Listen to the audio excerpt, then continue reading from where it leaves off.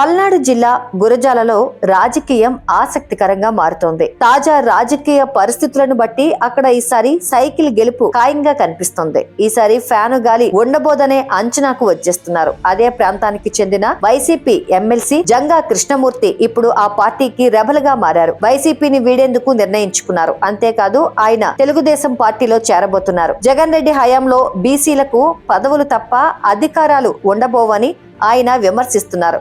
బడుగు బలహీన వర్గాలకు న్యాయం చేసే పరిస్థితి వైసీపీలో లేదని జంగా కృష్ణమూర్తి ఆరోపించారు. మరోవైపు ప్రస్తుత గురజాల సిట్టింగ్ ఎమ్మెల్యే కాసు మహేష్ రెడ్డిపై ఉన్న అవినీతి ఆరోపణలు అన్ని ఇన్ని కావు. ఇసుక అక్రమ రవాణాతో పాటు దౌర్జన్యాలు, బెదిరింపుల ఆరోపణలు, కోక్కొల్లలు, సొంత పార్టీ నేతలనే బూతులు తిడుతూ బెదిరించిన ఎన్నో ఆడియో టేపులు బయటకు వచ్చాయి. దీంతో స్థానికంగా కూడా ఎమ్మెల్యే కాసు మహేష్ రెడ్డి బాగా వ్యతిరేకత ఉంది. పల్నాడు జిల్లా నరసరావుపేట ఎంపీ లావు శ్రీకృష్ణదేవరాయలు వైసీపీ నుంచి బయటకు వచ్చేసిన సంగతి తెలిసిందే. ఈ మధ్య ఆయన వరుసగా చంద్రబాబుతో భేటీ అవుతున్నారు. చంద్రబాబుతో మొన్న ఢిల్లీలో, నిన్న కూడా ఉండవల్లిలో భేటీ అయ్యారు. దీంతో ఎంపీ లావు టీడీపీలో చేరడం ఖాయంగా కనిపిస్తోంది. ఈ తాజా భేటీలోనే గురజాల మాజీ ఎమ్మెల్యే ఎరపతినేని శ్రీనివాసరావు కూడా పాల్గొన్నారు. అయితే ఇక్కడే జంగా కృష్ణమూర్తి విషయం కూడా చర్చకు వచ్చినట్లు తెలుస్తోంది.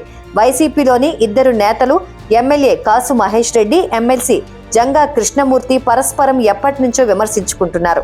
నరసరావుపేట ఎంపీ లావు శ్రీకృష్ణదేవరాయలు వైసీపీకి రాజీనామా చేసినప్పుడే జంగా కూడా ఆయన బాటలో వెళ్తారని భావించారు. అందులో భాగంగానే వైసీపీ ఎంపీ లావు శ్రీకృష్ణదేవరాయలు కూడా ఆయన టీడీపీలో చేరే అంశంలో రాయబారం నడుపుతున్నట్లు చెబుతున్నారు. జంగా కృష్ణమూర్తికి నరసరావుపేట అసెంబ్లీ టికెట్ ఇచ్చేందుకు తెలుగుదేశం పార్టీ కూడా సానుకూలంగా ఉన్నట్లు చెబుతున్నారు. ఇదే జరిగితే నరసరావుపేట అసెంబ్లీలో వైసీపీ ఓటమి ఖాయంగా కనిపిస్తోంది. నరసరావుపేట పార్లమెంటు స్థానానికి జగన్ రెడ్డి నెల్లూరు నుంచి తెచ్చి ఒక వ్యక్తిని దిగుమతి చేశారు.